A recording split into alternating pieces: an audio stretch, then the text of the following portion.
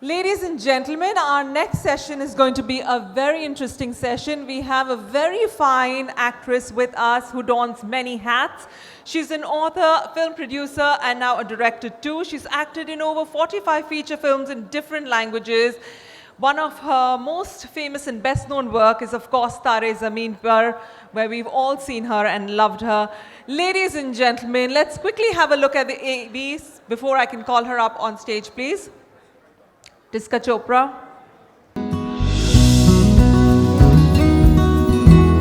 Tiska Chopra is a celebrated Indian actress known for her powerful and diverse performances in films like Tare Zameen Par, Kissa, Rahasya and the award-winning Short Chutney, which she also co-wrote and produced. With a rich career spanning film, television, theatre and OTT, she is known for taking on bold, meaningful roles that leave a lasting impression.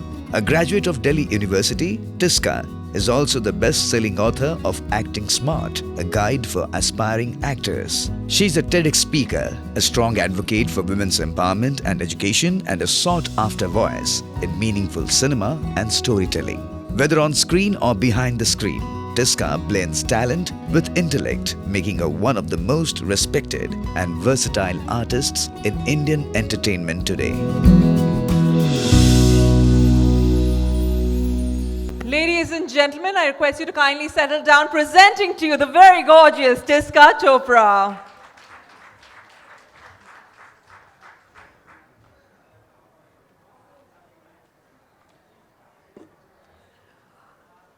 Friends, we request you to kindly settle down.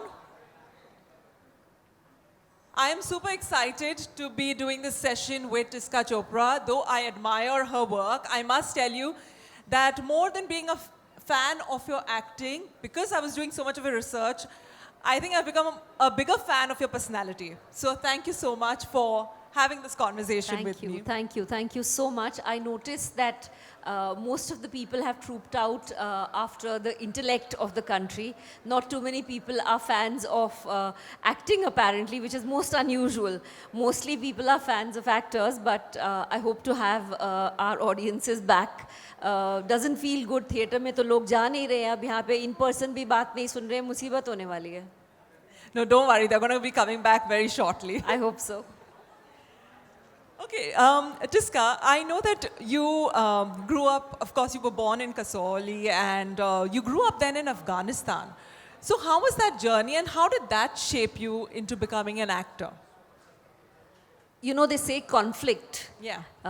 We just went through a journalistic session and they're constantly covering all sorts of conflict. Is the source of story as well. Because if everything is peaceful and it's all peaches and cream, then there isn't any story there. Afghanistan is the hotbed of stories. So there is this thing that happened. I went with my father. I was, I think, about 8 years old. And the Afghan regime had just fallen. King Nadir Shah had just fallen, his regime. So what I saw from my house, because it's a small place, it's a small valley, Kabul, the steeple of one of the minars of the palace fell. I mean, we could see it from our house. A few days later, there was curfew and there was whatever. A few days later, I walked down the street with my father and we saw a burning tank at the age of 8. And then, you know, all sorts of things like that. Like we're stuck in curfew. We went to somebody's house for a Christmas party and didn't come back for 4 days. So that was a very long Christmas party. It was almost a New Year party then, because that's the kind of conflict. So Afghanistan is a very, very turbulent, very beautiful, but a very turbulent land.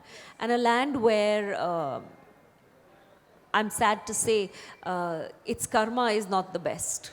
Because it's constantly in conflict. It never has more than a few years of peace and then it's back in conflict. Yes, absolutely. हाँ जी. हाँ जी, हिंदी में बात करेंगे. जी, ज़रूर. तो जैसे आप कह रहे थे कि अफगानिस्तान में बहुत सारा कॉन्फ्लिक्ट था, तो उससे उस टाइम पे क्या आपको पता था कि आप एक बहुत फेमस एक्ट्रेस बनने वाली हैं? आप ये तो मुझे अभी भी नहीं पता. हम सबको मालूम है क्योंकि आपका जो काम है बहुत ही कमेंडेबल है। तो क्या आपको तभी कुछ रियलाइज हुआ कि आपको एक्टिंग में दिलचस्पी हो रही थी, या तभी आप श्रीदेवी की मूवीज देख रही थी just to get that peace in life? So Kabul के जो लोग हैं, अफ़गानिस्तान के जो लोग हैं, दे आर फिल्म क्रेज़ी। उनको हिंदी फिल्में इतनी पसंद हैं कि मैं आपको बता नहीं सकती। तो मेरी जितने भी घर पे हमारे जो भी लोग काम करते थे, because we had a big staff, क्योंकि स्नो को शवल करना है और you know it was a lot of work घर पे। तो वो सब हिंदी फिल्म के गाने, जैसे मेरे पेरेंट्स बाहर जाते थे तो हम लोग वही गाने, वही परफॉर्मेंसेस, वही उनके लिए कर कर के दिखाते थे, बिकॉज हम लोग हिंदी बोल पाते थे। तो वो दिखा दिखा के ही हम लोग उन लोग को एंटरटेन करते थे। तो तब से ही परफॉर्मेंसेस चल रही हैं। आई एम श्योर वो आपको याद करते होंगे और बोलते होंगे ओ वाह, अब मैं मैडम को टीवी पे देख रही हूँ। I hope so. I hope some of them are around. Yeah. या ओके। मुझे लगता है कि आप ऑलवेज एक स्टोरी टेलर थे, क्योंकि आपके अंदर इतना टैलेंट भरा हुआ है कि वो कहीं से भी बाहर निकल रहा है। Like as a writer, as a producer, आपने चटनी प्रोड्यूस की और अभी आप डायरेक्ट भी कर रही हैं।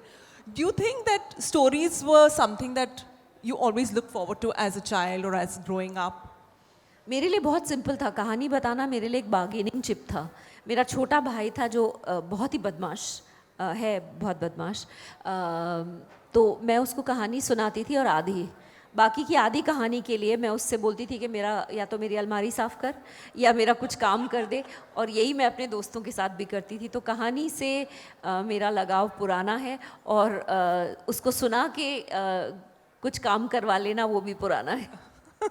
वेरी नाइस, लाइक काबुली वाले की कहानी। Very good. आपकी जब शुरुआत हुई थी तो आई थिंक बाली उमर के सलाम या प्लेटफॉर्म, दोनों में से एक मूवी थी। तो टिस्का चोपड़ा जो अभी हैं वो 19 ईयर ओल्ड को क्या सलाह देंगी? सलाह ये देती आई थिंक कि रुक जाओ, इतनी जल्दी में मत रहो। But then 19 year olds are normally in a hurry, उनको जल्दी ही होती है। That is the way you are. Because अगर आप अपने आप को आई थिंक हर कोई कोशिश करता है कि आप अपने आप को एक ढांचे में डालें, जो ढांचा ऑलरेडी एग्जिस्टिंग है। और जैसे आप इवॉल्व होते हैं तो आपको रियलाइज़ होता है कि वो लोग यादगार नहीं रहेंगे जो ढांचे में फिट होते चले जाते हैं। आपको अपना ढांचा बनाना है, और वो मैं कई साल से कर रही हूँ। चटनी से आई थिंक शुरुआत हुई थी उस ख्याल की, और अब मैंने अपनी ख़ुद की फ़िल्म डायरेक्ट की है, जो कि मैं चाहूँगी कि जब आए तो आप लोग सब प्लीज़ देखिए। फ़िल्म का नाम है Saali Mohabbat. Oh lovely, we are all waiting for that. You know, एक बात मैंने नोटिस की है कि जो मेल गेज होती है वो एक औरत को हमेशा यंग, 20 ईयर ओल्ड, ब्यूटीफुल उस तरीके से देखती है। और जो हमारे जो मूवीज़ आए थे back in 80s and 90s, वहाँ पे जो हीरोइन का डिपिक्शन था वो भी वैसा ही था, यंग। उसके बाद जब प्यार होता है तब वो मूवी ख़त्म हो जाती है। बट अब जैसे जैसे आपने चटनी बनाई है, आपने एक वुमेन के तौर पे वो औरत को देखा है। आप उनके बारे में थोड़ा सा बताएंगी कि जैसे वो कन्वेंशनली ना यंग है, ना कोई यू नो एक ढांचे में फिट होती है जैसे आपने अभी कहा, तो वो क्या था चटनी में जो उसे क्लिक कर गया और इतना उसको लोगों ने सराहा? मैं हमेशा से ये बात मानती हूँ कि जब हम किसी को बहुत ध्यान से देखते हैं, किसी के भी आंखों में आंखें डाल के, और मैं ये प्यार के तौर पे नहीं कह रही, मैं ऐसे कह रही हूँ कि अगर आप किसी को ध्यान से देखते हैं, किसी को थोड़ी देर के लिए, और उनको ऑब्ज़र्व करते हैं, उनके हाथ, उनकी स्किन, वो कैसे ब्रीथ कर रहे हैं या क्या कर रहे हैं, तो आपको उनकी ह्यूमैनिटी, उनकी इंसानियत आपको छूने लगती है और आपको एक लगाव सा होने लगता है। अक्सर हम जो फिल्में बनाते हैं, हम we are looking at the film, हम फिल्म को देख रहे हैं, हम फिल्म के अंदर नहीं हैं, हम उस किरदार से जुड़ नहीं पाते हैं। और जुड़ने के लिए कुछ समय चाहिए होता है ताकि आप उस टेक्सचर को, उस ह्यूमैनिटी को फील कर सकें, महसूस कर सकें अपने दिल के अंदर। और आप जिससे प्यार करते हैं, मैं इस ऑडियंस में पूछना चाहूँगी जो भी लोग हैं, क्या वो सबसे सुंदर या सबसे मिस वर्ल्ड या मिस यूनिवर्स हैं? ऐसा है क्या? जिससे आप प्यार करते हैं, जिसको आप चाहते हैं, वो थोड़ा समय लगता है, थोड़ा पेशेंस लगता है, थोड़ा टाइम लगता है, और फिर जब प्यार हो जाता है आपको, तो चाहे दुनिया की सबसे खूबसूरत आदमी या सबसे खूबसूरत आदमी आके आपके सामने खड़ा हो जाए, तो फिर आपको यही होता है कि उसका फ़ोन आने वाला है, आप थैंक यू वेरी मच, आप बहुत अच्छे फ़ोटो ले लेते हैं, अभी हमको जाना है, हमारी वाइफ वेट कर रही है, हमारी गर्लफ्रेंड वेट कर रही है, बॉयफ्रेंड वेट कर रहा है, जो भी, क्योंकि हम उस इंसान से जुड़ जाते हैं और वो शेयर्ड एक्सपीरियंसेस होते हैं। सिनेमा का काम मेरे हिसाब से ये है, ऑफ कोर्स हम सब डिस्ट्रैक्शन भी चाहते हैं कि हम यहाँ वहाँ डिस्ट्रैक्ट हो रहे हैं और हम लोग अपनी रोज़मर्रा की ज़िंदगी से हटना, थोड़ा सा एक प्लेजर चाह रहे हैं अलग से। तो अगर हम किसी से जुड़ना चाह रहे हैं, किसी से तो वो तरह की फ़िल्म को हमने बहुत गलती करके आर्ट फिल्म का नाम दे दिया है, और हमने एक कमर्शियल फिल्म को, आप एक सुंदर लड़की को डांस करते हुए स्टेज पे देखते हैं, स्क्रीन पे देखते हैं, और एक टिटिलेशन फैक्टर होता है उसका, लस्ट फैक्टर होता है, एक अट्रैक्टिव फैक्टर होता है, पर मात्र वही हमारा एक्सपीरियंस नहीं है और उस तक निचुड़ के रह गया है। चटनी में जो महिला जिसका किरदार मैंने निभाया, वो एक्चुअली मैंने गुस्से में बनाई थी फिल्म, क्योंकि मुझे एक डायरेक्टर ने बोला शूटिंग से 4 दिन पहले कि आपको हम एक यंगर लड़की को ले रहे हैं, और मतलब यंगर ओल्डर, अपनी माँ के हिसाब से मैं यंगर हूँ, अपनी बेटी के हिसाब से मैं ओल्डर हूँ, पर हूँ तो एक इंसान ही, तो मतलब क्या यंगर क्या ओल्डर, और ये क्या क्या आइडियाज़ हैं, क्या नोशंस हैं। तो मैंने जानबूझ के एक ऐसा किरदार लिखा चटनी में जो ना खूबसूरत थी, जिसके पास ना बेटा था, क्योंकि बेटा जब होता है तो सोसाइटी में आपका एक ओहदा बनता है वगैरह वगैरह, तो वो किरदार, और बोलती भी ऐसे थी, अब हमको क्या पता, हम तो गाजियाबाद से हैं, वो ऐसे बोलती भी इस लहजे से थी कि वो एक अजीब सी अतरंगी सी औरत थी। पर फिर भी उस कैरेक्टर के अंदर, उसके स्किन पे ऐसे ऐसे थे, उसके मैंने कैरेक्टर के लिए से दांत लगाए हुए थे वगैरह, तो उस कैरेक्टर के अंदर अपना एक आकर्षण था, क्योंकि वो एक कहानीकार थी।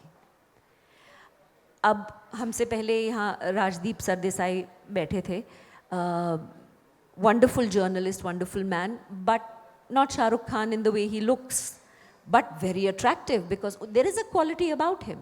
तो हर इंसान के अंदर एक क्वालिटी होती है, और आपके अंदर क्या क्वालिटी है, आपकी कहानी के अंदर आपके पात्र की क्या क्वालिटी है, वो क्वालिटी अगर आपको दिखेगी तो आप ऐसे खिंचे चले जाएंगे कि फिर चाहे सुंदर हो या सेक्स अपील हो या ना हो या जो भी हो, वो कहानी और वो किरदार आपको पकड़ के रखेगा, आपको हिलने नहीं देगा। तो ये मेरी कन्विक्शन है, एंड चटनी ने मुझे ये साबित किया, क्योंकि जब वो बनी तो एक रात में वो 1 मिलियन व्यूज़ थे, 3 रातों में वो 10 मिलियन व्यूज़ थे, और आज वो 141 मिलियन व्यूज़ पे है। Huge round of applause, so thank commendable. You, thank you, no thanks to you, because audience ने उस फिल्म को से एक बात साबित कर दी कि जब आप कहानी ऐसी लिखोगे और किरदार ऐसा बनाओगे, बिकॉज लिटरली मैंने रात को 2 बजे उठ के अपने को राइटर को बोला कि नहीं, ये वर्ड समझ में नहीं आ रहा, उसमें वो वज़न नहीं है, लय नहीं है, ये नहीं है, वो नहीं है। तो जब आप उस इंटेंशन से, उस नियत से वो लिखते हो और काम बनाते हो, तो फिर ऑडियंस भी उसी नियत से उसको पकड़ती है, और वही कहानी का जादू है। बलराज साहनी या हमसे जो पुराने समय के जो एक्टर्स हैं, they were not necessarily handsome और sexy, they were, but some of their best roles, मैं एक फ़िल्म का नाम मेरे को याद नहीं आ रहा, धर्मेंद्र साहब की फ़िल्म है, जो कि he plays a very truthful man, Satyakam, I think Satyakam film का नाम है, सत्यकाम, सत्यकाम ही है ना, हाँ Satyakam. He is not playing a very handsome man, he is a very handsome man, but उन्होंने वो रोल एक सत्यवादी और एक आदर्शवादी, एक करप्ट दुनिया में ऐसा रोल किया, तो उसने पकड़ लिया लोगों को, not because of his good looks but because of the character. तो ये आई थिंक ऑडियंस अब इतना कुछ देख रही है बिकॉज ऑफ डिजिटल कि अब वो चाह रहे हैं कि उस तरह की कहानियाँ बताओ, और वो चिल्ला चिल्ला के बोल रहे हैं, नहीं आएंगे हम आपके थिएटर में, नहीं दो हमें बोरिंग कहानियाँ, वही पकी पकाई रोटी हमें नहीं, बासी रोटी खानी है, उसको नए तेल में फ्राई करके आप हमको फिर से वही पका के दे रहे हो, हमको नहीं चाहिए, हमको कुछ नया चाहिए। तो ये समय है कि हम लोग या तो इसको समझे कि अरे थिएटर में लोग नहीं आ रहे हैं, क्या करें क्या करें क्या करें, या फिर एक नई ब्रीड आएगी जो इस टाइम को पकड़ के एक नई तरह की फिल्में और नई तरह की कहानियाँ बताएगी जो कि फ्रेश होंगी, जिसमें इंटेग्रिटी होगी, जो कि फॉर्मूला नहीं होगा। Very well said. और आई थिंक मैं बहुत बेसब्री से रुकी हूँ कि आप वैसी कहानियाँ लिखें, डायरेक्ट करें, प्रोड्यूस करें, क्योंकि एज और एक्ट करें और एक्ट करें of course, but as a 40-year-old you don't see that representation, you know, and I would love to see more movies coming out like that. Talking about beauty, do you feel, being in the business of show business, do you feel there's a pressure to look young? You've also written a book, Acting Smart, and you know, there is a game, there is a business to the acting world. Do you think there is some kind of truth in staying young or looking your best, or just staying fit is relevant? These are different questions, ये अलग अलग questions है. Staying fit has nothing to do with age. My father is 85, वो सुबह 45 minutes to 1 hour gym जाते हैं, 5-7 pounds lift करते हैं, बहुत ज़्यादा नहीं, but he still does, और शाम को 1 घंटा walk के लिए जाते हैं at 85, and this is a fact.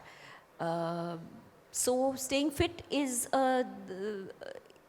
the best thing that आप कर सकते हैं अपने लिए, अपनी life के लिए, किसी के लिए भी. As an actor, of course मैं ये झूठ भी नहीं बोलूँगी कि looking good is not important, but जो आपका चेहरा खींच के और होठों को, I call it the Dubai look, कि everyone has got that, आपके पहले आपके होठ कमरे के अंदर आते हैं और आपने अलग अलग यू नो अपनी बॉडी को एक मिसशेपन डक की तरह बना लिया है. एवरीबडी लुक्स द सेम, सबकी शक्लें एक जैसी लग रही हैं. आप खास करके आप में से कोई दुबई गया है तो सबकी शक्लें एक जैसी लगती हैं. And normally, and I am talking about women, not so much men, but it's boring. इतना बोरिंग है, उसमें ज़रा रुचि नहीं है किसी को, because then it's like a plastic doll. Again coming back to the point कि अगर आप इंटरेस्टिंग हैं तो एक झुर्री, एक लाइन, 1 किलो वेट, आधा kilo weight, of course you should not become sloppy, because फिर आपकी वो लेजीनेस दिखती है on screen, and that's not something that is attractive unless you are playing a lazy character. अगर आप एक लेजी किरदार निभा रहे हैं तो by all means 100 kilo put on कीजिए, बट अगर आप एक्टर हैं तो एक इनर अट्रैक्टिवनेस जो है आपकी उस किरदार के अंदर, वो इन्वेस्टमेंट, और जब वो घूम रहा है तो लोग आपकी आंखों के अंदर देख के आपकी इमेजिनेशंस, आपकी ड्रीम्स, उस किरदार की इनर जर्नी जब उनको दिखेगी, उसके दुख, उसकी पीड़ा, उसकी होप, उसकी एक्साइटमेंट, उसका लव, तो फिर ऑडियंस आपके पास आके आपके हाथ के अंदर से चुग चुग के खाना खा के जाएगी. ये मेरा अटर कन्विक्शन है. हाँ, आपके हाथ से तो हम खा ही सकते हैं अगर आप इस तरह से परोसोगे तो. Thank you. Talking about तारे ज़मीन पे, it was not only a turning point for you as a professional, but मैंने कहीं पे सुना था कि आपके पर्सनल निजी जीवन में भी it created a lot of impact, especially with your relationship with your father. Would you like to share that with our audience? Absolutely. मेरी फैमिली में सब अध्यापक हैं, टीचर्स हैं, एजुकेशनिस्ट हैं, सब ने किताबें लिखी हुई हैं. अगर मैंने 12 या 13 साल की उम्र में कहा होता कि मैंने 2 किताबें लिखी हैं तो किसी ने कुछ नहीं सोचना था उसके बारे में, क्या बड़ी नॉर्मल सी बातें लिखी है, किताब हम सब लिखते हैं, आप भी लिखो. University PhDs, my uncle was head of the English department in IIT, and my father and gold medallist MA in maths. सब ने किताबें लिखी है. मेरे 12 साल की बेटी ने भी किताब लिख दी है अब. So boring. But film city in Bombay was much further as a concept for my father than Harvard University or Princeton or whatever. और मेरे कॉलेज के प्रिंसिपल ने, हिंदू कॉलेज के प्रिंसिपल ने, डॉक्टर पीसी वर्मा, उन्होंने मेरे फादर को फ़ोन करके बुलाया और कहा कि आप आइए यहाँ पे, मैंने उसके सारे रिकमेंडेशन फॉर्म्स भर दिए हैं और उसको अभी हम लोग पढ़वाएंगे वहाँ पे, उसको मैं स्कॉलरशिप वगैरह सब करवा दूँगा, वो आएगी और यूनिवर्सिटी में पढ़ाएगी। और मेरा हो चुका था पढ़ने लिखने से, मेरे को और ज़रा भी पढ़ना लिखना नहीं था क्योंकि हो गया था मेरा, मुझे जितना अब्जॉर्ब करना था मुझे लाइफ से पढ़ना था। तो मैंने बहाना करके बोला कि नहीं, मैं एडवर्टाइजिंग एंड मार्केटिंग पढ़ूंगी बॉम्बे में, और मैं बॉम्बे आ गई जेवियर्स में, और मैंने अपनी स्ट्रगल शुरू कर दी एज एन एक्टर। तो मेरे फादर काफ़ी, फादर और बाकी की फैमिली सबको था कि क्या कर रही है, फिल्में क्या है, films are dirty and films are this and that, and उस समय कुछ ऐसा माहौल भी नहीं था। अगर आपको याद होगा 90s में, मिड 90s अर्ली 90s में अच्छे घर की लड़कियां नहीं जाती थी फिल्मों में काम करने, ना अच्छे घर के लड़के। It was not considered a वर्दी प्रोफेशन। तो उसके बाद जब तारे ज़मीन पर आई तो मेरे फादर खुद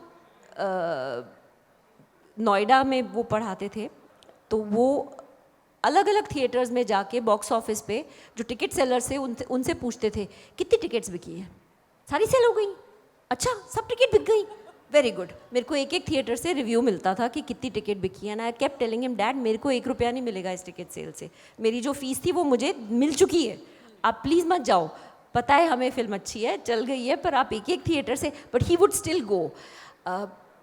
और फिल्म भी उन्हें ऐसी पसंद आई जो एजुकेशन के बारे में थी। तो घूम फिर के वो मसला ऐसा हुआ कि उस फिल्म से मुझे सक्सेस मिला जो एजुकेशन के बारे में थी। It's a wonderful film, it's a good film, and मेरी बहुत अच्छी किस्मत है कि मुझे एक ऐसी आइकॉनिक फिल्म में काम करने का मौका मिला, आमिर के साथ, दर्शील के साथ, बाकी पूरी क्रिएटिव टीम के साथ। बट उस फिल्म ने मेरे फादर को वंस अगेन फील करवाया कि हाँ, फिल्म्स भी अच्छी हो सकती हैं किताबों के साथ साथ। पर उसके बाद भी मैंने 2 किताबें लिखी just two. So tell us something about those 2 books that you've written. One is Acting Smart and one is What's Up With Me. And What's Up With Me is a very interesting book, especially as a mother of a young child. So tell us a little bit about both books. You have a daughter? Yes, I do. I have a daughter. I think जितना भी मैं लिखती हूँ या जो भी मैं करती हूँ बहुत पर्सनली फेल्ट चीज़ें करती हूँ, मैं सरसरी तौर पे कोई काम कर नहीं पाती। आई थिंक अब तक आप लोगों को ये बात थोड़ी बहुत जितनी भी मैंने आपसे बातें की हैं उसमें पता चल ही गया होगा कि I am either all in और ऑल आउट। तो the all in philosophy is कि मेरी लाइफ में जो भी चल रहा है मैं उसको किसी ना किसी तरह से एक्सप्रेस करने की कोशिश करती हूँ। 2014 में तारे ज़मीन पर कुछ 6-7 साल हो गए थे और मुझे रियलाइज़ हो रहा था कि ये this is the business of art. You are a business person जो अपना ही आर्ट भी उसके थ्रू अपना गुजर बसर भी कर रहा है। So I wrote acting smart which is about not about acting but about the business of acting. वो सब कुछ जो मैनेजर, PR, कैसे ड्रेसअप करना है, इमेज वगैरह वगैरह। So that was a book called acting smart. And then my daughter Tara, वो 8 साल की थी और लॉकडाउन पे, और मुझे लग रहा था कि अभी she will soon become a teenager, तो I wanted to write about menstruation. So that is about everything to do with a young girl's journey into her teens. Lovely. I'm just so very excited for all your upcoming ventures, and I really hope we get to see more of your thought process, because as an actor we all know that you're brilliant, but I think as a writer and as a director and as a producer also we want to see that journey, because like I said, I'm a big fan of your personality now and I want to see it erupting in different ways. With that note, any questions for the audience? क्योंकि मैं तो सवाल पूछते ही जा सकती हूँ, तो any audience questions? Yes, lady. Can we have a mic here, please? In the beautiful brown sari. Yeah, lovely sari.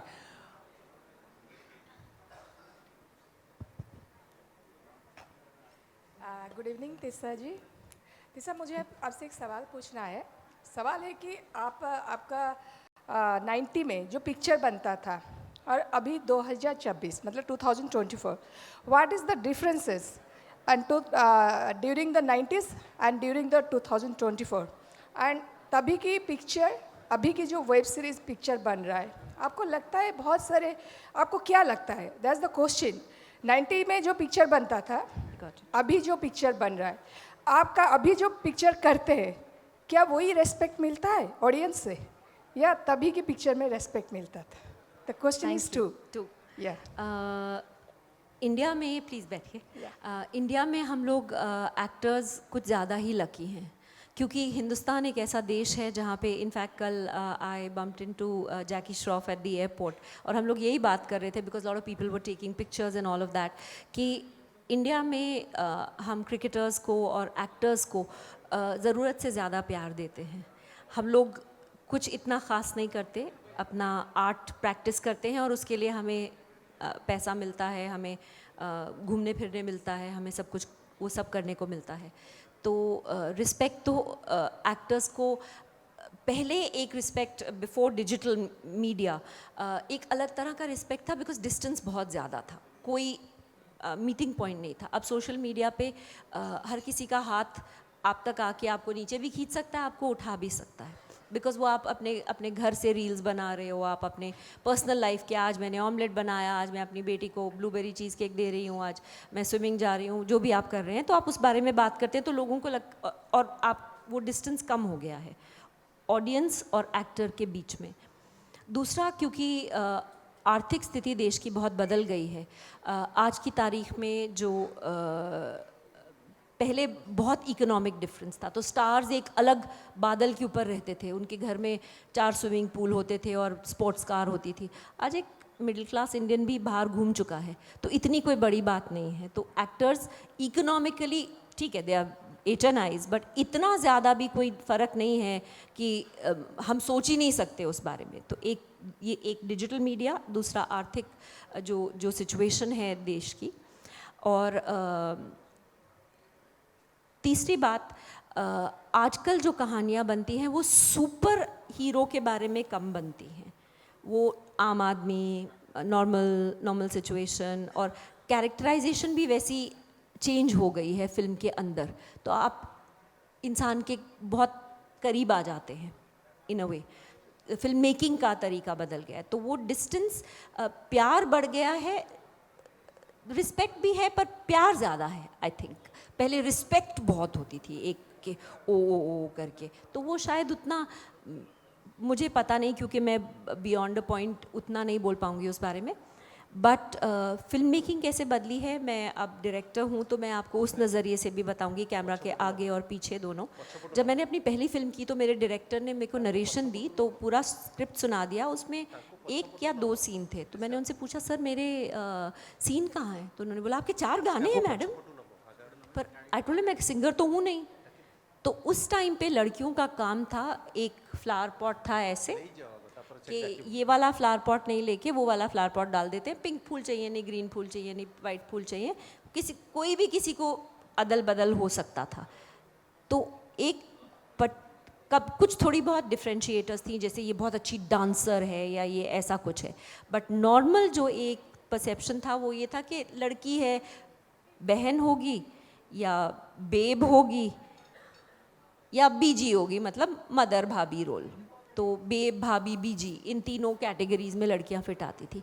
अब हम उन सब चीज़ों के बीच में देखने लगे, कोलीग भी है, कोवर्कर भी है, हमारी लाइफ में मल्टीपल रोल्स हैं, तो वो सब कैरेक्टर्स आने शुरू हो गए हैं, जो कि evolution of the Indian male भी हुआ है।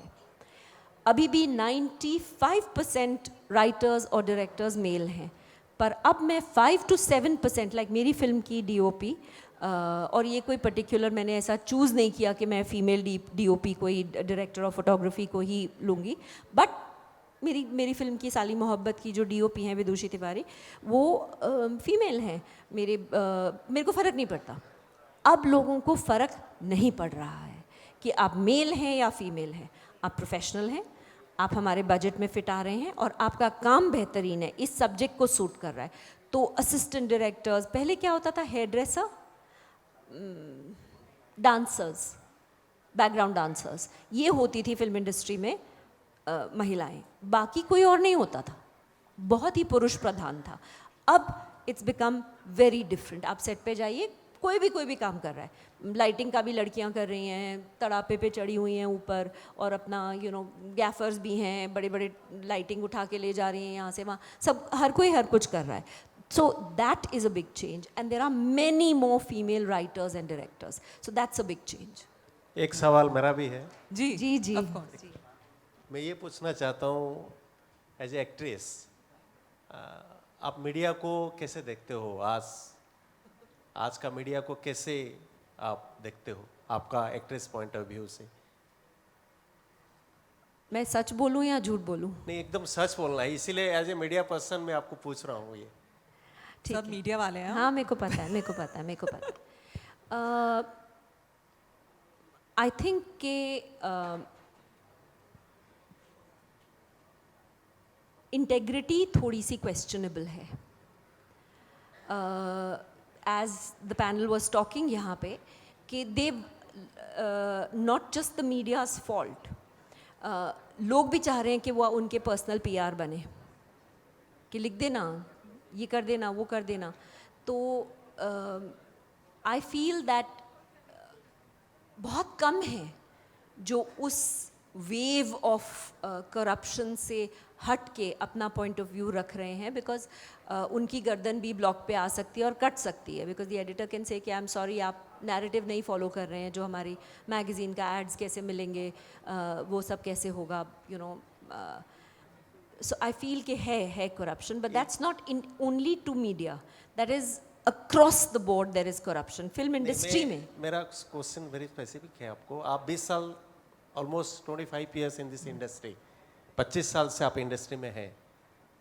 जब आप शुरुआत हुआ था आपका इस फिल्म लाइन पे, और आज उसमें क्या नज़र आ रहा है? मीडिया का जो डिग्निटी है, मीडिया का जो कमिटमेंट है, मीडिया में जो सच्चाई है, वो आपको उसी समय क्या लग रहा था और अब क्या लग रहा है उसमें? आई थिंक गॉसिप कल्चर तो है ही, उस समय था नहीं? उस समय था पर इतना आगे नहीं आता था, क्योंकि स्टारडस्ट या फिल्म फेयर या सिनेब्लिट्स महीने में एक बार आती थी और लोग उसको पढ़ते थे। आज कोई भी लड़की, and you know who I am talking about, you know it, अगर जिम जाती है तो कैमरा कहाँ फोकस होता है ये आपको भी पता है। अब सवाल मेरा यहाँ है कि क्या वो बताती हैं कि मैं जा रही हूँ जिम? क्योंकि अगर वो 9:30 नहीं जा रही हैं और 11:30 जाती हैं तो 2 घंटे कोई वेट नहीं करेगा। तो क्या वो बताती हैं कि मैं जिम जा रही हूँ? तो आप मेरी फ़ोटोग्राफ्स लीजिए, क्योंकि क्या उनकी वो पॉपुलैरिटी का कारण है? तो एक तो वो बता रही हैं, दूसरा वो सुन भी रहे हैं और वो कवर भी कर रहे हैं।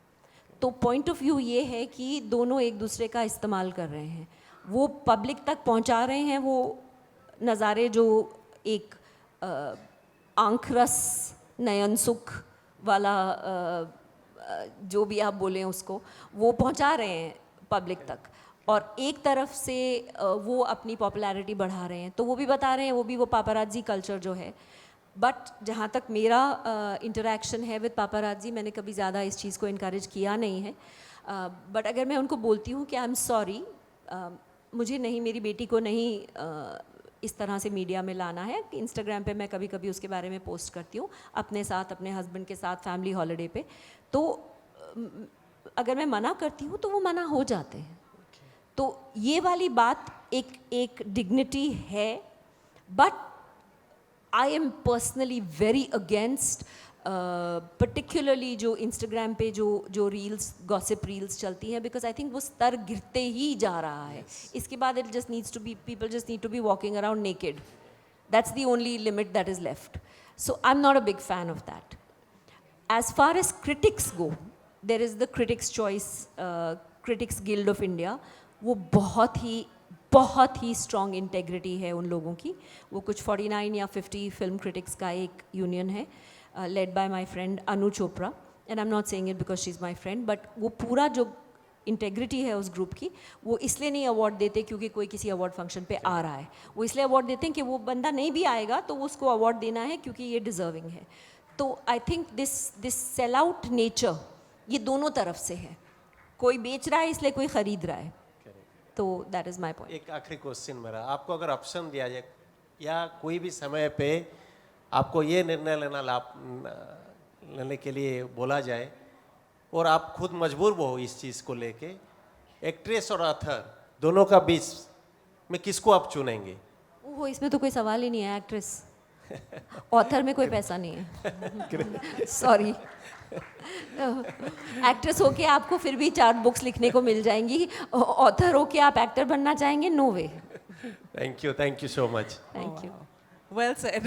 Yeah, actually it's true, right? Yeah. Yeah, if you're an actress, you can sell anything and it'll sell. या आई मीन मेरे को 2 बुक्स कौन लिखने देता, क्यों मुझे कोई देता किताब लिखने को? मेरी क्या qualification, I am just a graduate in English literature, मुझसे बहुत ज़्यादा PhD MPhil वगैरह है, but because I am an actress I got to write 2 books और 4 लोगों ने पढ़ भी ली। अगर मैं ऑथर होके एक्टर बनने की कोशिश करती, I doubt it. Yeah, very well said. That is a point to be noted. Thank you so much, Ms. Chopra, for Thank you. talking to us. Thank you. It was Thank you, indeed everyone. such a pleasure. May I now request Shri Tilak Rajmohanty to please come and felicitate Ms. Tiska Chopra. Ladies and gentlemen, let's give a huge round of applause for the wonderful, gorgeous, intellectual Tiska Chopra. Thank you so much.